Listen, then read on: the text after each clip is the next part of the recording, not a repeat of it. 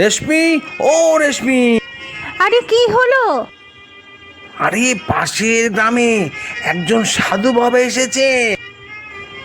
তিনি নাকি সবার ভূত ভবিষ্যৎ বলে দিতে পারেন। চলো চলো, ওখানে আমরা নিশ্চয়ই রোহনের একটা খবর পাবো। তাই নাকি? তাহলে তাড়াতাড়ি চলো।